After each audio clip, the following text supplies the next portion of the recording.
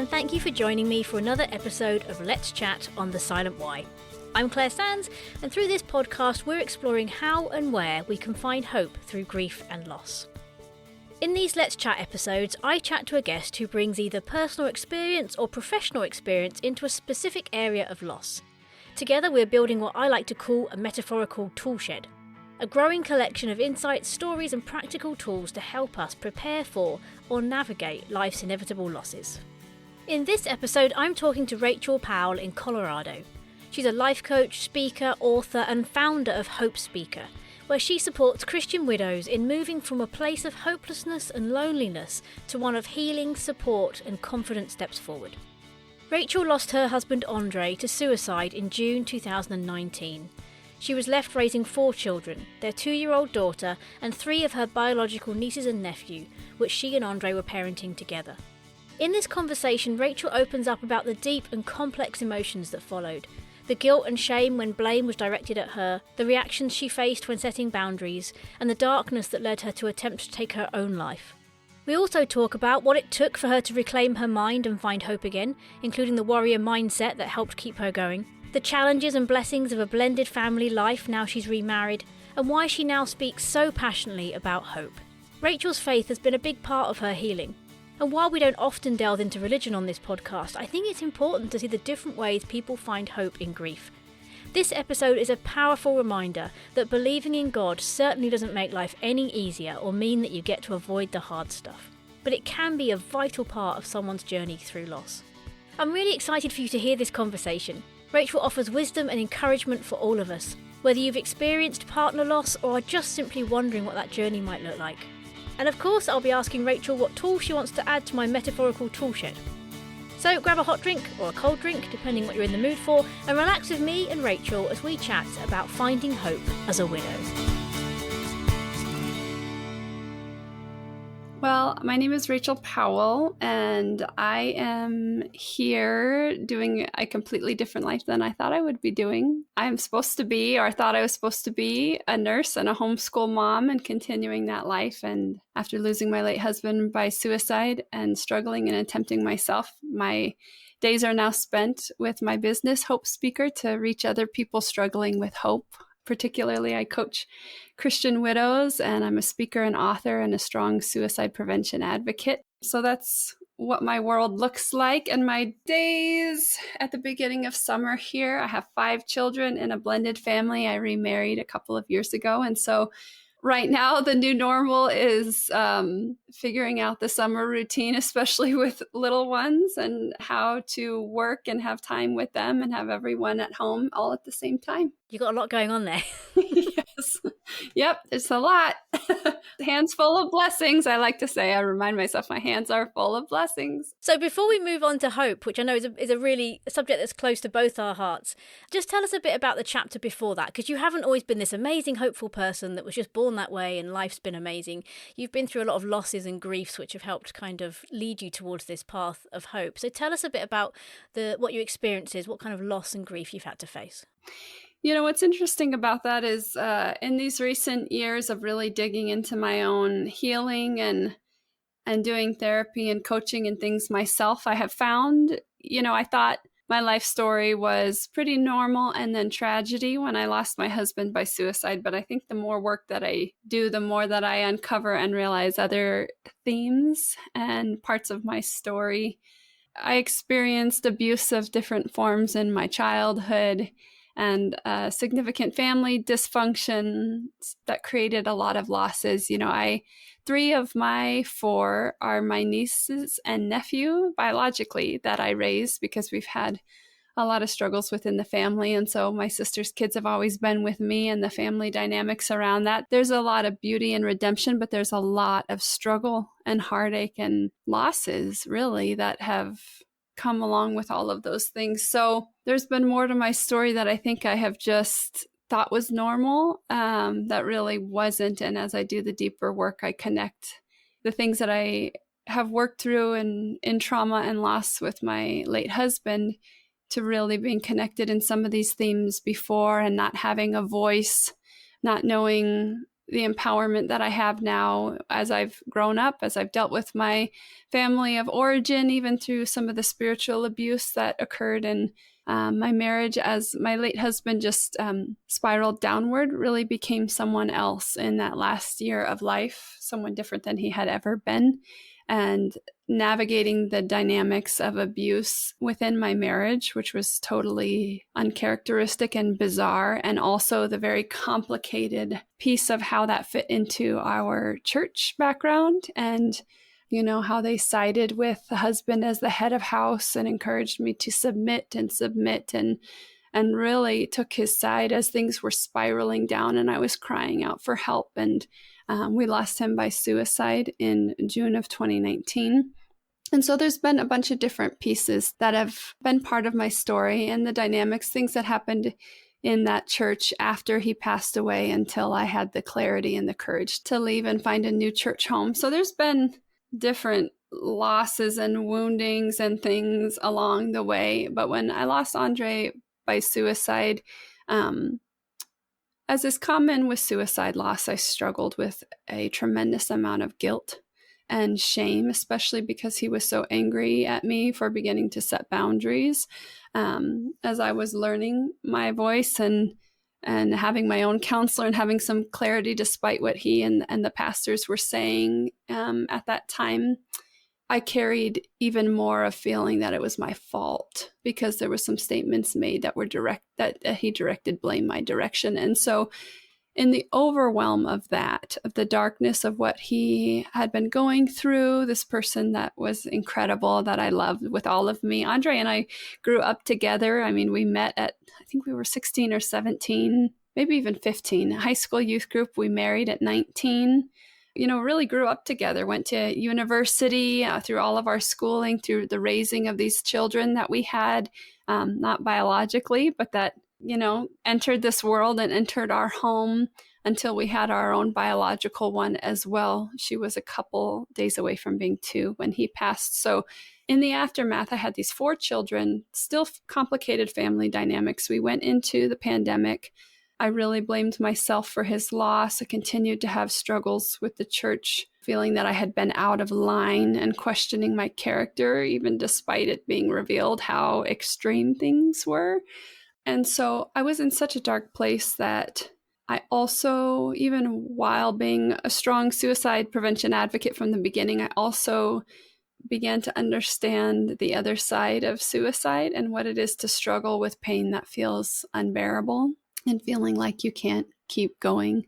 And I ended up attempting twice in my own pain in those first years and struggled very intensely with hopelessness and with darkness. And so that is why hope and the redemption and rebuilding a life that it can love again is such a part of my heart, because I truly get rock bottom and I want people to know that they can rebuild a life that they can love again, and that there is always hope, and as strong and real and raw as the struggle with suicide is, I believe, because I've experienced in our humanness, there is also this unbelievable resilience, like a fight and a will to survive. I mean, people have endured some of the most unbelievable things. We know incredible stories, and that, I believe, is in all of us, and it's even deeper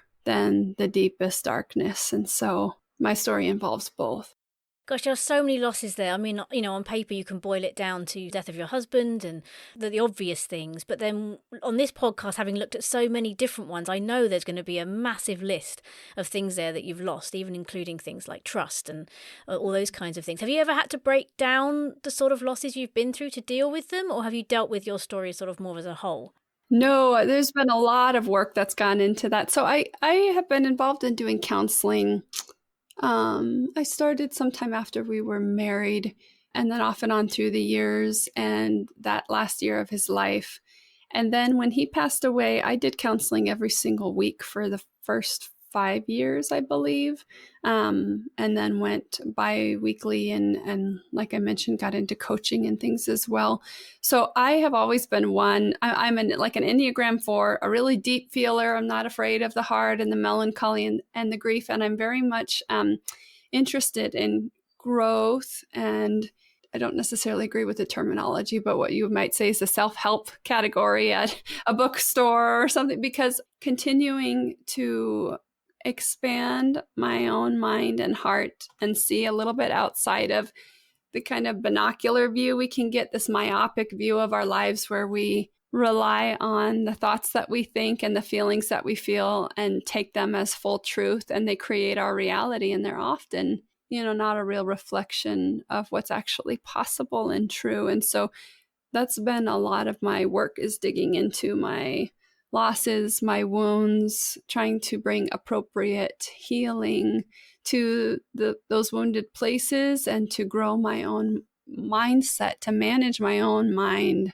my thoughts, my feelings that are creating my actions, that therefore my results and my reality. I'm always been very into that, especially in these years after losing him. So it's been part of the road. It's been messy and long, and it's not done yet, and I'm okay with that. I don't ever want to stop growing, and instead of reacting out of things that create who I am and how I respond to people, and just not even being aware of what that all is and where it's coming from. Yeah. Am I right in thinking that for the Enneagram 4, it's quite hard to get out of those emotions? Yes. So that's the good and the bad is I went right into the deep end of grief. I mean, I just like dove right off the diving board and went to the bottom. Yeah. So I didn't, try to numb and check out. I wasn't about to deny the reality I was in or try to tuck what happened or Andre away somewhere. But one of the pitfalls, is getting stuck in it. And that can contribute to those places of hopelessness and grief. And I really believe, through my own experience and through being connected with so many other grievers, and particularly widows, and the work that I do now, in grief, there is this, I don't even know if I want to say a fine line, but there's a gray area between being very authentic about our grief, which is so important. And I'm very, again, wanting to be authentic and honest and real type of person about our grief and what we experience, and naming our losses and all of those things being really valid, but also where we can get so defensive about our own grief. We hold on to it, and we get really angry at other people who don't understand, and through the things that we've been through, and we can hold on to these, again, lie-based beliefs, limiting beliefs that like, well, my life's just over. Like, maybe hope is available for other people, but not me and what I've been through. Or I don't even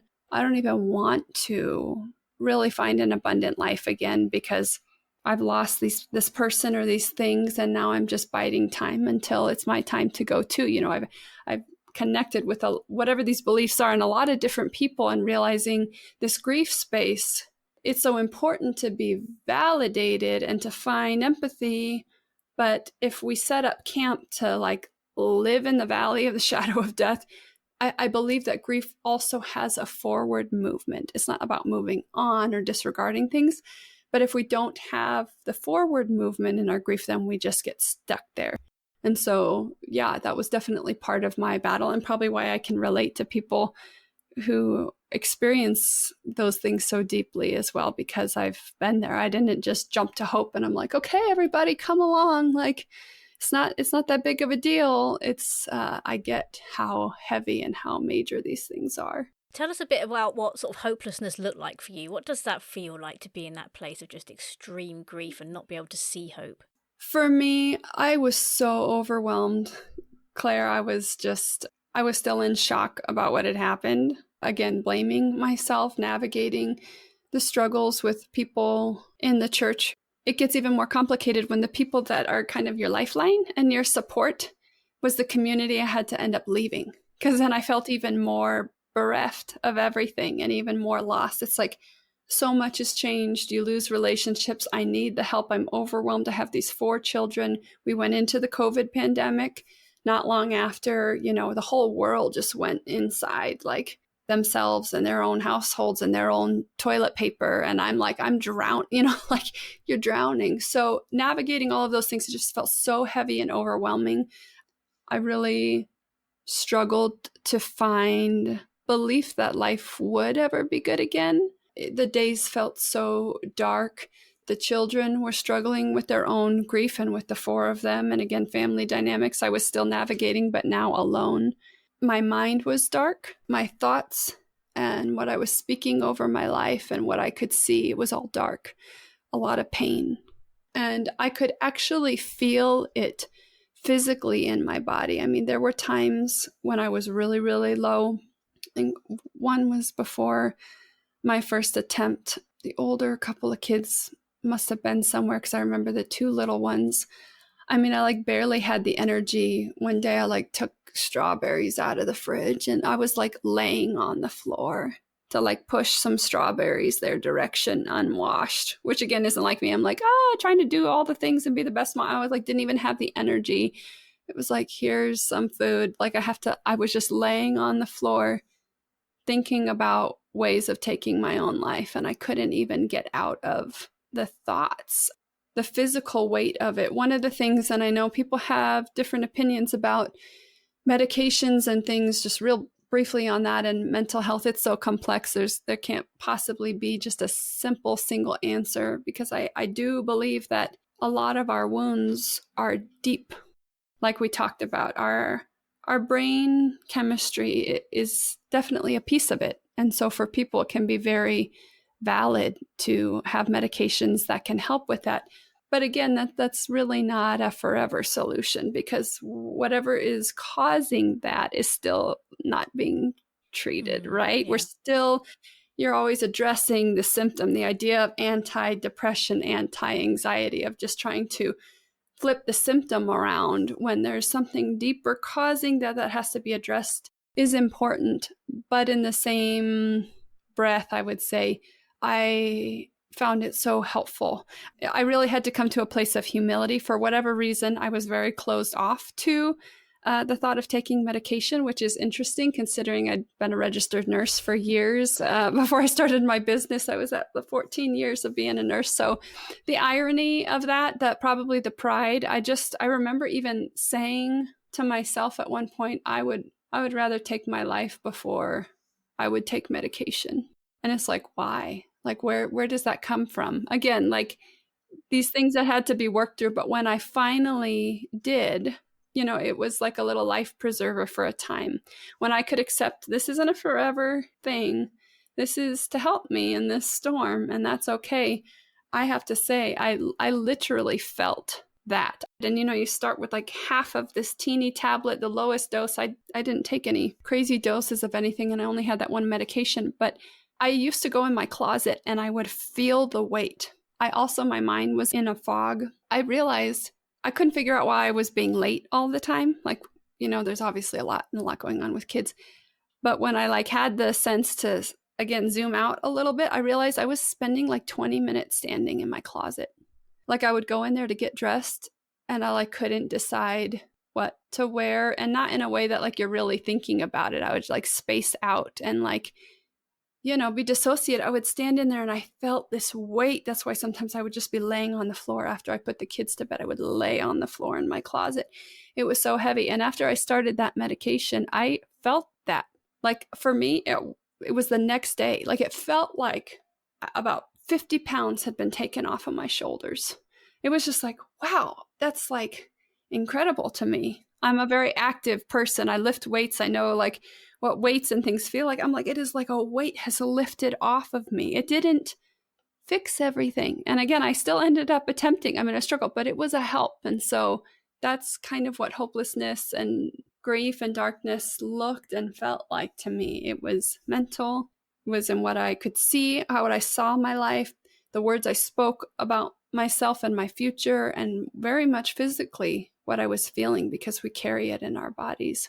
Definitely. No, I totally understand that. I've had some hormone issues and it's affected my mental health. And it took me a long time to want to say that, because I didn't really believe, I guess, I would be someone that would have that. I'm very, again, sympathetic to other people, totally believe, it's a big thing. A lot of people struggle with it, but I had no idea until I went through it what I actually thought about it. And I kind of thought maybe that if you're strong enough, you can beat those kind of things. And I realized you can't.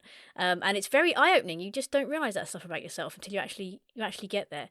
So you've got this situation with the hopelessness, and I think it's something that a lot of women especially, I don't know if it's the same with men, maybe they sort of fear this. I've heard friends talk about the fear of losing their partner, losing their husband, because it does feel like everything changes instantly. It's such a big loss. But you have reached a point now where you can say and talk about hope. So tell us how you got from that place of hopelessness to believing in hope and kind of being where you are today, really. Well, for me, it was not a switch or something that just changed. It was a battle. I mean, it was really a battle. And I know people don't like to necessarily think of things that way or see our lives this way. But I think sometimes we're walking around in like slippers and a bathrobe and we're like really confused when we're like floating down the river or something. And when all these terrible things happen or you like get hit with a bullet, you were like, what is happening? Like we don't see the fact that this life is not vacation and easy. I believe that we're in a battle. I believe because of my faith that there's a battle between light and darkness and all of those things. Also spiritually, the darkness, I didn't talk about that much, but was a part of it. So it really was, it was a fight. On my arm, I have 2 Timothy 4:7 tattooed. It was my late husband's handwriting. He had written this in a letter, and it reminds me, fight the good fight, finish the race, keep the faith. And I put that in front of me because that's really kind of what the road to hope was for me. It was fighting this good fight, believing that it was a good fight, that it was worthwhile, that there was goodness ahead of me, and to finish this race, to keep the faith in the midst of all of the things. I really had to do whatever it took for me to survive. And I say that to people all the time. I'm like, you are worth whatever resource is needed, whatever time, whatever money, whatever effort and energy to stay alive and to heal. Because I just was in this grind of like, this is just how life is now. I'm busy, like I'm trying to keep myself and all these kids afloat, and there's all of these things, and that's all valid and true, but we can use those things as excuses to keep us from the things that we really need to do to get out of these rising waters that are going to drown us. And we just kind of sit there until we're overcome even more and not make some of the changes that we need to make. So for me, mentally and my thoughts, I had a shift around suicidal thoughts and things. I talk about it in a few spaces, but it's what I like to call the black box of suicide. It's this place in our mind where that goes from something like I would never do, and none of us is born into this world thinking anything. Like you're like a kid, you love life, you're full of zeal for that. It's like, I would never, oh my gosh, you hear something like that, kids can't even understand. Like, I would never do that. That's so sad. In this place, somehow, though, it goes from a shock and horrific thing to thoughts that you think about, to a possibility, to a solution, to my only way out, my only solution. It's in this place that change happens in a person's mind and a person's being to bring them to that place. And I realized that any time I spent entertaining those thoughts, thinking about them, considering it, sitting in that deep, sad, really self-pity place of woe is me and my life is over and it's never going to be good again the same way and he's gone and all of these things in that box, it's like that's where that very steep slide is dug and like lubricated, and you think you can go in that space and come out again like it's a compartment. I can think about these thoughts and entertain, oh, okay, now I'm out and I'm living life. But that's how people both plan to die and plan to live at the same time. And it's confusing to everyone else who's left behind, because when you're triggered or in a place of something happening, you go into that box and you slide right down that slippery slope that you've dug for yourself, you and the enemy, and lubricate it up, and you don't have control anymore. So managing my mind in my thoughts, and really coming to a place, again, a battle mindset of like, when these thoughts knock at the door, the hopeless things, the anything about suicide, considering that, thinking about ways, thinking about how this isn't worth it, or it would be better, or I'm a burden to people, or any of it, to take that thought captive and rebuke that. Like, I'm going to dispute and challenge and wage war on these thoughts, instead of what I could do, which is taking it like a blanket over myself and laying down in the fetal position and just being like, oh, yep, it's so bad and it's so hard. I really had to have a warrior mindset in my own mind, because I was in danger from myself. And so my mind, my life, making really hard changes. Like I said, I mean, we had been part of that church for, I think, about 15 years at that point. And when some of these things continued to go on that were just wrong, the things that my husband, in his sickness, the anger and the blame toward me and my boundaries and how I was unsubmissive, and they just kind of took up this same words and the same mindset and carried it forward with me, treating me that way and being concerned about my character and pulling me from worship and all of these things after he had passed away. And it was like, it was a place that was making me really sick and keeping me in a dark place, to have that over my head, and continued blame and suspicion and the assumption of bad motives when I was like trying to survive and trying to get us help. So making those changes was something too, the really hard changes, when that had been our community, that was our support system. It was a really brave, significant thing in the COVID pandemic for me to take my kids, when we all had to have masks, including the little one who was like 2 at that point,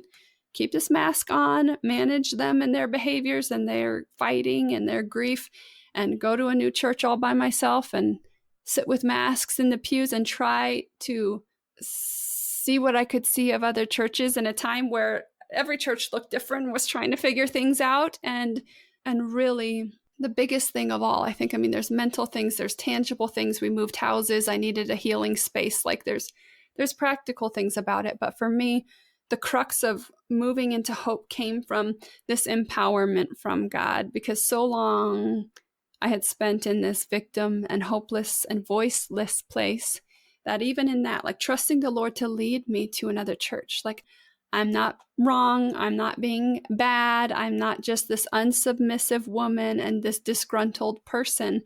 Like, the Lord can empower me as a woman, as a widow, to be the head of my house. He has now. Like, I can do this with him. He's leading me. He can speak to me. I can hear from him. He can lead me in all of these things. And in this battle with my mind, in this whole thing of moving houses during that time, and the market was crazy. And again, I was like, I don't know anything about this. Andre did all of these things. And the Lord is like, no, daughter, like, here's your voice. I invite you to speak. Here is my power in you. I'm guiding you. I am with you. Like, we're doing this together. You don't have to be afraid.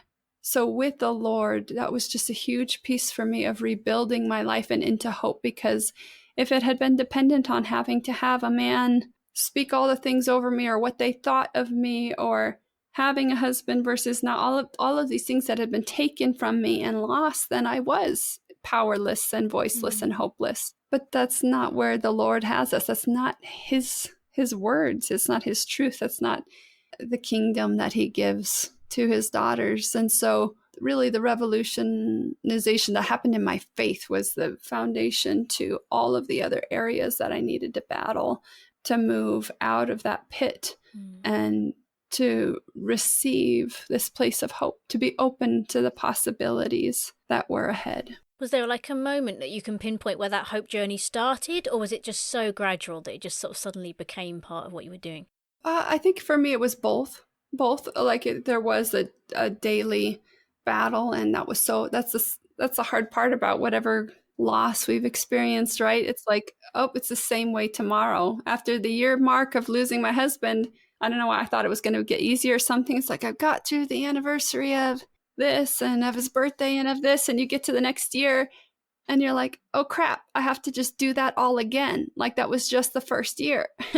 So there is this ongoing daily journey, is ordinary human life grind, but infused into that was all of these shifts that were happening as I changed my thoughts and my feelings and my actions. But also the Lord gave me, some very specific things even related to Hope Speaker and what I'm doing now that were not my own. I was not in a state of mind to even be thinking about hope or my future because he gave me a vision. I spent a lot of time at the place where my late husband died. And initially it was, again, just a real honest, raw, authentic way that I grieved. Like I wasn't afraid to look at it. I'm like, this is where this happened. And this, like I needed to process that. And I looked it right in the face. But it also became a dangerous place for me as I became lower and lower and struggled with being suicidal. And so on the weekends, I would have some help from grandparents with the kids. And there's a time they were all gone for an overnight. So I did what Andre did. I walked barefoot the miles from our home to where he had passed away. And I laid out on the rocks. It really was dangerous. It's not smart to be out there in the middle of the night as a female by yourself. But I was just in this place of grief. And I was laying on the rocks. I was out there where he had passed away. I think it was like at 3 a.m. at this point. And again, I wasn't sure if I was going to, this was not one of my attempts, but I was in that place of like, I'm not sure I want to go home, like, I don't know what's going to happen. And right in the middle of that darkness, the Lord gave me this vision, and I was standing on this stage, and I don't know how to describe it with like English words, but I was speaking hope. It was so clear that I was speaking hope. And as I looked, as I saw myself and looked out from the stage to who I was talking to, there was all of these people like lying in their own dark space like where I was. There was all of these people who were there. And he told me, he said, you have to keep going. Like you have to keep living. You have to show them how. And, that night that saved me. I got up and I walked home, and it was something I held on to and something he continued to give more clarity to and bring things to life as I went. So I know that he called me to something to help other people.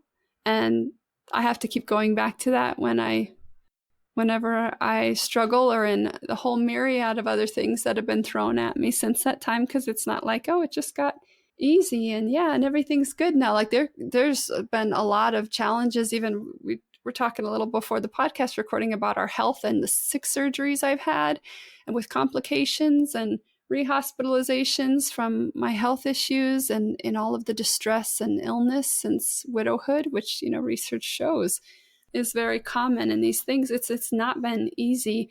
Blending families, remarrying and blending families, beautiful, redemptive, joyful thing, and so freaking hard. Like those of us who have been in those places understand. To the rest of the world, it's like, oh, she was a widow, and you have people rooting for you, and they're like, oh, it's just so sad, and oh, you've met somebody, and oh, I'm so happy for you. Like the story, like the problem solved. They want a happy ending and for it to be over. And it's like, oh man, this whole journey of remarriage and blending families and how we navigate grief with one another. And he came from states away, moved here for me. His child came as well, and everybody figuring out who they are to one another, even in the redemptions of those things. What landed us in remarriage and blending was loss. There wouldn't be remarriage and blending if there hadn't first been brokenness, right? That he was never married, and that how that affected his child, and my nieces and nephews that are mine, and never knowing their dad, and what they've experienced with my sister and family, and then what they lost in their uncle daddy, my late husband.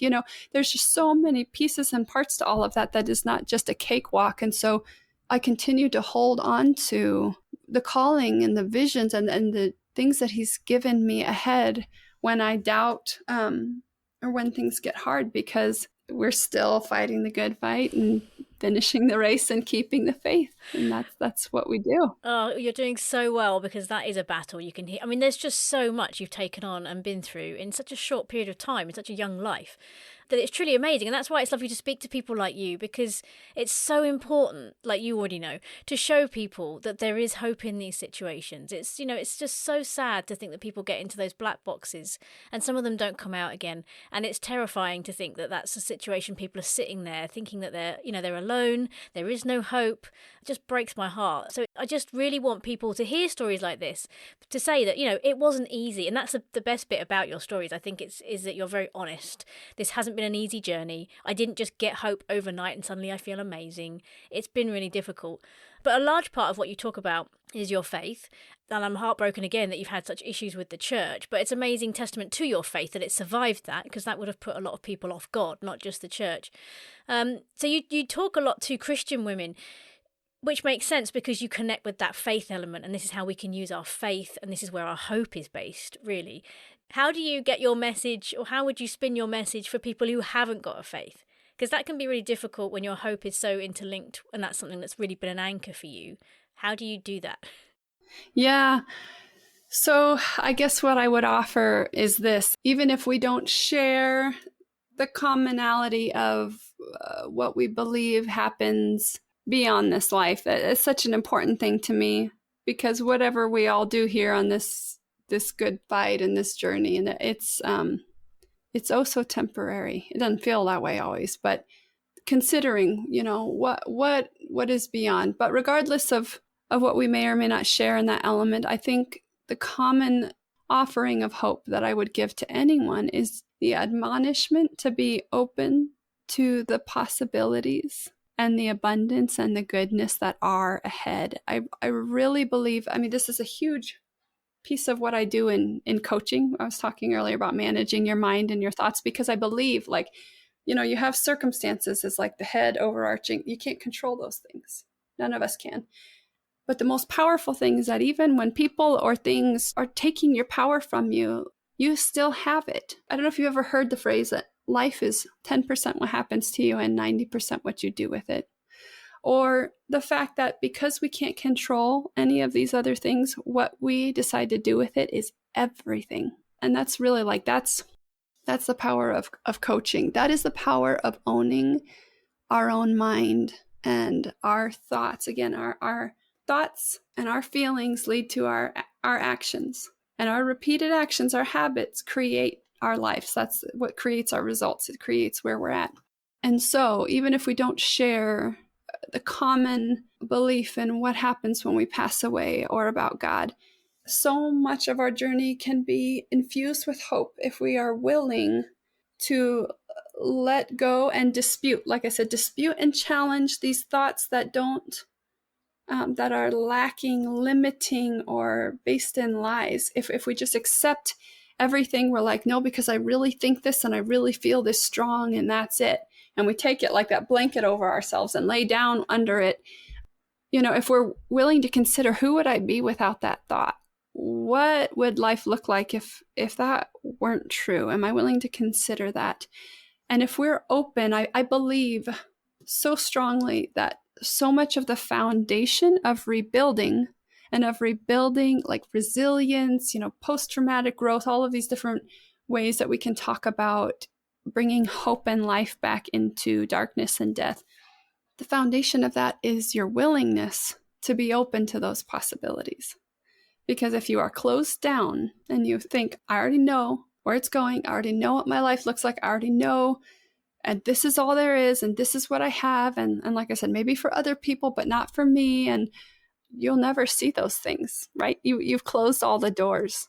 So being open to hope is being open to all of the possibilities and the abundance and the goodness that's still here in this life that are ahead of us, because they're there. We may not be willing to look at it. We may not be willing to believe in it, and therefore we won't receive it, but it didn't mean it wasn't a possibility for you. And so I would encourage people, whatever they've been through, whatever they're going through, whatever, is going to be ahead, there is still goodness ahead. Like, our story is not over yet. We're we're going to see more of the Lord's goodness here as we live, whether that's where we see it coming from or not. There's so much still ahead, and today's reality is not your forever reality. What would you say to someone? I hear people say this sometimes, and it's a sort of I could never go through that. I couldn't, survive what you've survived. It seems like a common phrase. What do you have to say to people who are in that mindset? I couldn't either, clearly. I mean, if it hadn't been for the Lord's intervention, I wouldn't be here. And I can't explain or answer why that happened for me and not for Andre. Like, that goes into a whole nother set of, why am I still here and he wasn't? But I would say, none of us, in biblical terms, it talks about us receiving grace when it's needed. He gives us grace for whatever we're in. And we haven't received all of that future grace yet because we're not there. So it's like he carries us and gives us what we need when we're there, and we don't have it yet. It's unimaginable, and for all of us who have been through something challenging, which is really every human on the planet, when you're in those tragedies, wounds, heartaches, hard times, you feel like I can't and don't want to do this. So it's not about whether, again, our thoughts, whether we think we could or think we couldn't, if we this or that or the other. It's believing that where we are right now, what we've been through, whatever we will go through, we're going to have the grace we need to fight that good fight, to finish that race, to keep the faith through what we experience, and relying on the Lord, something outside of me and my limited human abilities and capabilities, because I am not able to carry the weight of the world and things are overwhelming to me. But those things are also where we experience what I was talking about earlier. I think the depth of the human resilience and the spirit and the will to survive. I mean, that is just so profound. Some of these stories of what people have gone through and endured and suffered, and like they just kept fighting to get through it and survive. And we're like, we watch movies and we read books and we're like, how would they? And it's like, well, they're really just like you and me. And they had to keep fighting for that multiple times a day, every minute, in some of these horrible, horrific things. Like, they kept choosing it. They kept fighting for it. And that possibility, again, is available for all of us too. So wherever we are going to find ourselves in our stories, beyond things that we can even understand, somehow that grace is still available and offered. And we see dimly now. We see through fog, but the Bible says we're going to see clearly one day. Those spiritual eyes are going to be, it's going to be mind-blowing when we can really get above the fog and the thick of all of what we're experiencing here. But there's so much more to it than our limited perspective, and it's so worthwhile to keep going. Do you ever think that, or do you come across people that find that the idea of adopting hope might give the impression that they've kind of got over it? That people think, I need to get over the grief before I find the hope stage. Is that something you come across much? Yeah. And I relate to that in my deep feeling. Yeah, because I love Andre so much. I didn't want people to think I, in a sense, could ever just live life without him. I mean, that was really the theme behind my first attempt. I was angry at God. I wrote him a letter and I was like, if you think that I can just I'm just going to get over this and move on and live life without him, like he wasn't that important to me, then maybe I loved him more than you did, and screw you. And if I should just be able to get over him, then everybody else can get over me. Like that was like the some of the deep raw of where I was, in my first attempt. So I can very much relate to that sentiment. However, one thing that I have learned and experienced as I've gone forward in grief is that, again, a lot of some of those beliefs are lie-based, where I thought sitting in pain and hopelessness was honoring to him, that continuing to suffer and grieve with pain, like I believe suffering is pain without hope. And so I believe that experiencing that loss and displaying that loss that way was a way that I honored him or showed that I loved him or that I loved him in and of myself. When those things are, that's not true. That's not love. Me giving up and rolling over and dying and having filled with hate and anger toward the Lord and the despair of life and just ending it after him is not, I don't think in the depths of our souls, we really grasp that and be like, oh, that was such deep love. Because we know love to be unconditional and sacrificial and all these other beautiful things. And so, what does it mean to love them and honor them and remember them? It's not to give up all hope and light. We carry them forward with us. We build a life not hiding and numbing and avoiding that reality, but we incorporate those losses into the life that we build. And I still get to talk about Andre and what he means to me and the kind of person that he was, and honor and remember and love him. And I do that through living an abundant life still and by still going. And so some of those feelings and thoughts can really be rooted in things that are not true. We have these definitions of what that means to love people and honor them and to grieve.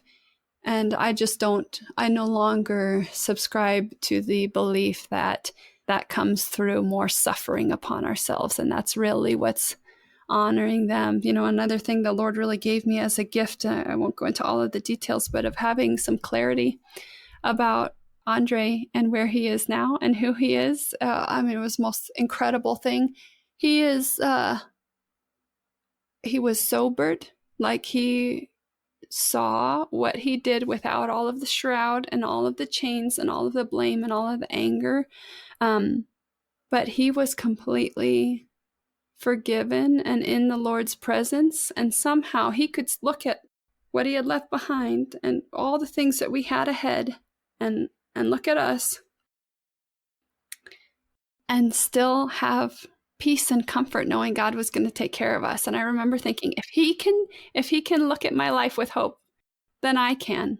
Like if he can look down and see all of this stuff very real and soberly and still know like the Lord has got you and there is so much ahead. I'm like, then I can, if he can look at it that way, seeing and knowing everything and with the choices that were made, like surely I can. So we love and grieve. And I think finding people who can be empathetic and who can companion us in grief is really vital. I mean, we didn't talk about that much, but it's really, really important to have safe people that you can truly be yourself and grieve with, and not find those grief communities I was talking about where you just anchor in these beliefs that we have of this is not fair, all of these different things that we hold to, again, that are really mindset things that are shaping our entire lives. This is not fair. I should never lose a spouse. Parents should never die before their children. All of these things that it's like, oh yeah, that feels and seems so true. And I can just hold on to that and, about my life and where I'm at. And it's like, again, where would I be without that thought? Is that really true? Where does that lead you to? What would happen if we were willing to open our hands a little bit to surrender some of these thoughts and feelings that aren't really rooted in reality, that are really hard to let go? So we can do both, have people come alongside and have times of I still have times and moments I'm like, okay, I need to grieve this is hitting me hard, and now I know who my safe people are to go to, and being open and connected with other people who aren't just going to defend grief and defend how miserable our lives are now, and not see widowhood as a curse, but as a calling, and that it changes everything. I think both are important if we're open to that forward movement of grief. Both are there. Yeah, and like you said, so important to have the right people around that can help you and give you the freedom to do that and not sort of pull you in another direction.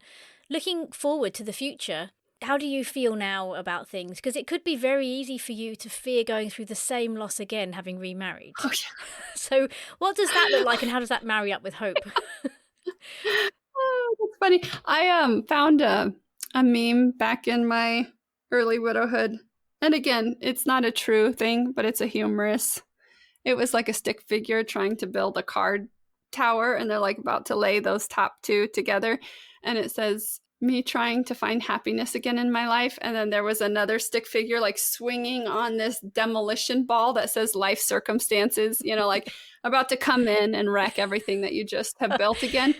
And I remember just like resonating with how I was like, because when you experience pain, sometimes the deeper it is, the more you realize how out of control, like you don't have control over these things. And so that, again, I found peace in and only in a posture of surrender. It is very scary. Like I've had that thought again of like, oh my gosh, like I've married Mike. I have this wonderful person. And I have this very, very real realization that creeps up into my mind at different times. Like laying there with my head on his chest and hearing his heart beating.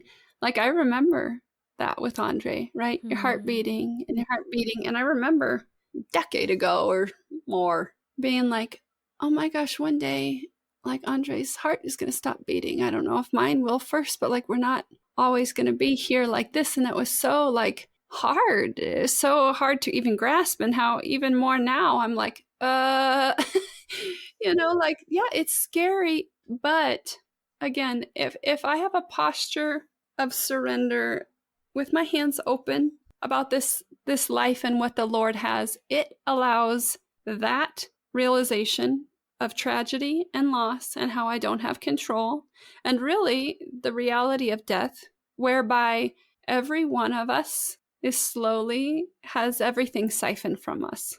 Other people, our health, our belongings. I mean, if you're, depending on where you fall in line with everybody, everybody loses everything.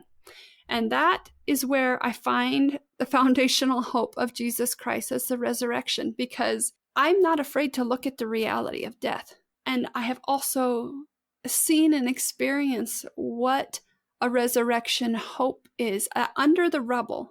When my whole life is blown up and it's like you're sifting through pieces and brokenness, and somehow there's still this foundation of hope. That's where I found the deepest hope of what cannot be taken from me, what I cannot lose. And if I am surrendered, in a posture of surrender, then even as I lose people and things and have these health struggles and this stuff that is so valid and so sucky and so hard, it can transform that moment, like with me laying on Mike's chest and hearing his heart, from panic and fear to like, I'm going to lose this and it's all going to end, and to being able to soak in the joys and the abundance of this moment, of this day. That's all that I have. Like I can get all caught up in whatever, but I'm like, I can enjoy, like, man, I'm so thankful to have you. I am going to absorb the gratitude is just emanating from me, and I'm going to absorb the love and the joy that I feel in this moment of being with you, because I have you right now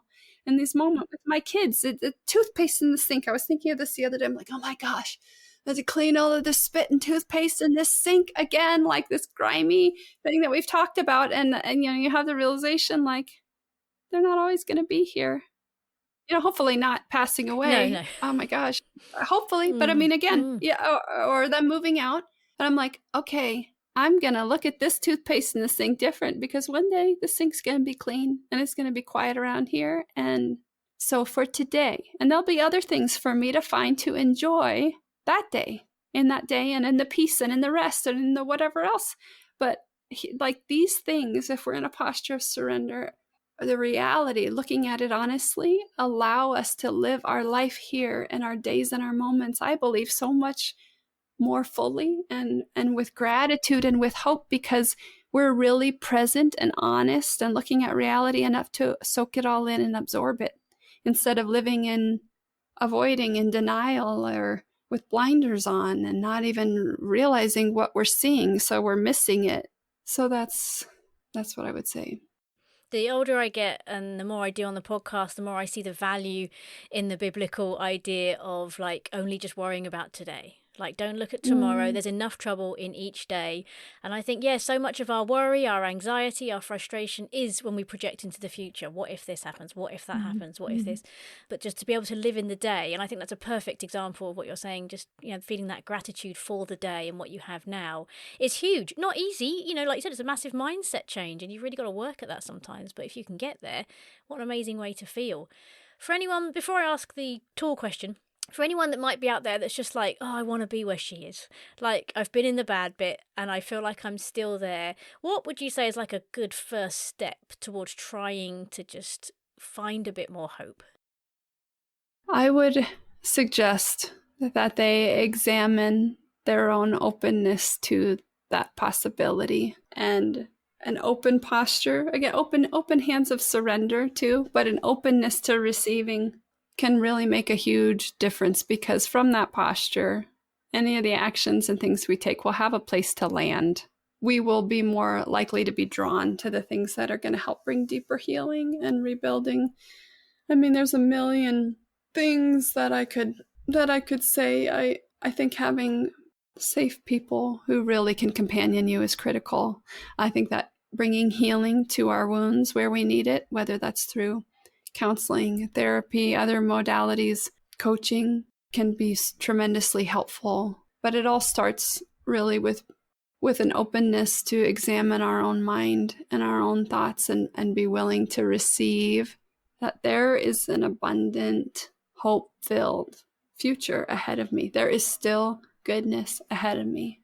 Whatever that looks like, I'm going to be open to that. Even, and hopefully, if it is a life full of these moments of deep gratitude, right wherever I lay my head, man, a life that's built on days that are that over and over again, that is a life worth living. Brilliant. Thank you so much for sharing everything and for fighting the fight that you're fighting as well, because if people like you didn't go through this and then fight and talk about hope, then, the world would be a much darker place. So thank you for fighting that fight to help others, because I think that's so important.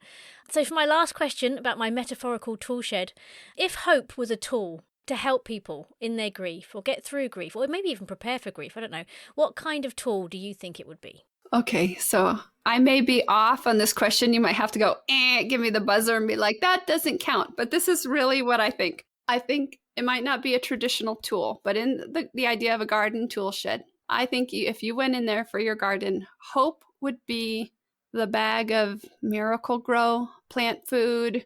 It is what you are going to put. You do the work of tilling it into the soil of where you live and breathe and what you think. And so whatever the outside circumstances are, whether the rain or sunshine or elements are all cooperating with being ideal or not, that's going to feed growth right from the roots up. I think it is like infusing hope into our lives is really what makes us grow and not stay stagnant and stuck and withering away. So that would be my thought. Miracle-Gro. Amazing. I think we can all agree that now and then we need a little miracle to keep us going. Sometimes we all want more than just surviving in life. We want to thrive. And I often wish there was a Miracle-Gro tablet that I could take for that very feeling. But for now, I'm thrilled to add this new addition to my ever-growing metaphorical shed, which is filling up with so many meaningful and unexpected treasures. If you want to find out more about Rachel, head over to hopespeaker.com, and she's also shared a link with me to resources on her website, including a newly widowed checklist for navigating the financial, practical, emotional and relational challenges after loss, and a selection of prayers for widows, both written and in audio format, so you can listen and reflect as needed. These and all her other Hope resources can be found in the link in the show notes. Rachel, thank you so much for this conversation. I know it will be a huge blessing to so many people, and I'm so grateful that you've chosen to turn your pain into purpose, helping others find hope through their own grief. If you'd like to find out more about me and my husband Chris and our story of infertility, childlessness or anything else that we do, including my handmade grief companions that you can buy, Herman's, visit thesilentwhy.com. This podcast remains ad-free thanks to the generous support of some wonderful listeners. If you'd like to help keep it running, you can treat me to a fancy tea at buymeacoffee.com/thesilentwhy, either as a one-off or through monthly support. And of course, another way to support the podcast is buying a Herman. These are small crocheted grief companions that I make by hand. They're a lasting and personal alternative to flowers, a comforting gift for someone who's experiencing loss, or in a gentle way if you just want to show someone you care because words are falling short. You can find out more about that at thehermancompany.com. As always, all the links will be in the show notes. Thank you for listening, and wherever you are today, I hope something in this episode helps you grow a little bit more hope of your own. If you've got a subject you'd like me to chat to an expert on, please get in touch via our social media or the website or via email, thesilentwhy@gmail.com, and let's chat.